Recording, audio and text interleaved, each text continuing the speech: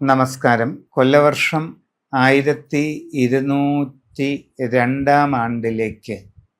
എല്ലാവർക്കും സ്വാഗതം നേരുകയാണ്. ഉത്രട്ടാതി നാളുകാരെ സംബന്ധിച്ച് 1202 ഗുണം ചെയ്യും.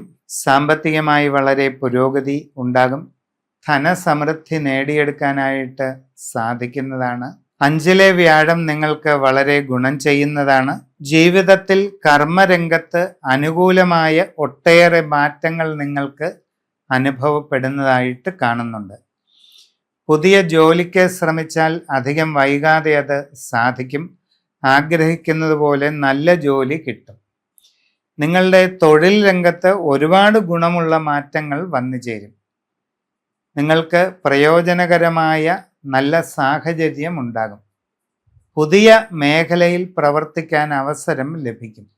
അന്യദേശങ്ങളിൽ വിവിധ മേഖലകളിൽ ജോലി ചെയ്തുകൊണ്ടിരിക്കുന്നവർക്ക് ഒട്ടേറെ ഗുണങ്ങളുണ്ടാകും. സ്ഥാനക്കയറ്റത്തിന് സാധ്യതയുണ്ട്.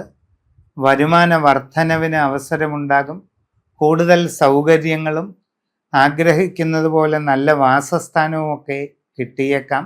സാമ്പത്തികമായി ഒട്ടേറെ അഭിവൃദ്ധിയും പുരോഗതിയും നേട്ടങ്ങളും കൈവരിക്കാൻ കഴിയും. കച്ചവടക്കാർക്ക് വലിയ നേട്ടങ്ങൾ ഉണ്ടാകും. ലാഭകരമായി ബിസിനസ് മുമ്പോട്ട് കൊണ്ടുപോകാൻ കഴിയും.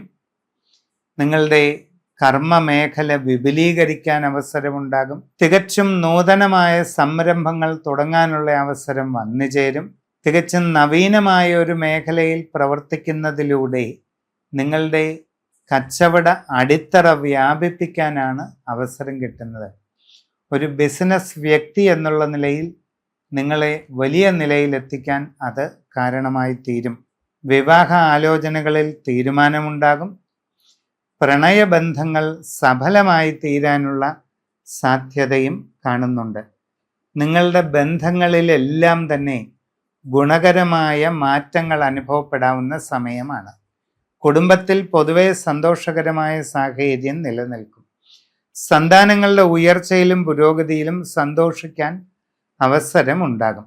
ഔദ്യോഗിക രംഗത്ത് പ്രവർത്തിക്കുന്നവർക്ക് ഗുണാനുഭവങ്ങൾക്ക് സാധ്യതയുണ്ട്. കലാകായിക രംഗങ്ങളിൽ പ്രവർത്തിക്കുന്നവർക്കും നേട്ടങ്ങൾ പ്രതീക്ഷിക്കാം. കാർഷിക രംഗത്തുള്ളവർക്ക് അനുഭവ ഗുണങ്ങൾ വന്നു ചേരും. ജീവിതത്തിൽ സുപ്രധാന തീരുമാനങ്ങൾ എടുക്കുന്നത് നന്നായി ചിന്തിച്ചു വേണം. വളരെ നിർണായകമായ തീർത്ഥാടന യോഗം നിങ്ങളുടെ ഈ സമയത്ത് കാണുന്നുണ്ട്. മനസ്സിനും ശരീരത്തിനും സാമ്പത്തിക സ്ഥിതിക്കുമെല്ലാം വലിയ ഗുണകരമായ ആത്മീയമായ ഉണർവേകുന്ന, ജീവിതമാകെ മാറുന്നതിന് കാരണമാകുന്ന സുപ്രധാനമായ തീർത്ഥാടനം വന്നു ചേരാനുള്ള സാധ്യതയാണ് കാണുന്നത്. അപൂർവമായ ചില മഹാസന്നിധിയിലേക്ക് വേണം ഇങ്ങനെയുള്ള തീർത്ഥാടനങ്ങൾ നടത്തേണ്ടത്. സമഗ്രവും സമ്പൂർണവുമായ രാശിചിന്തയിലൂടെ വസ്തുതകൾ അറിഞ്ഞ് ഉചിത പ്രതിവിധി ചെയ്ത് മുമ്പോട്ട് പോയാൽ എല്ലാ ഗുണങ്ങളും ഉണ്ടാകുന്നതാണ്.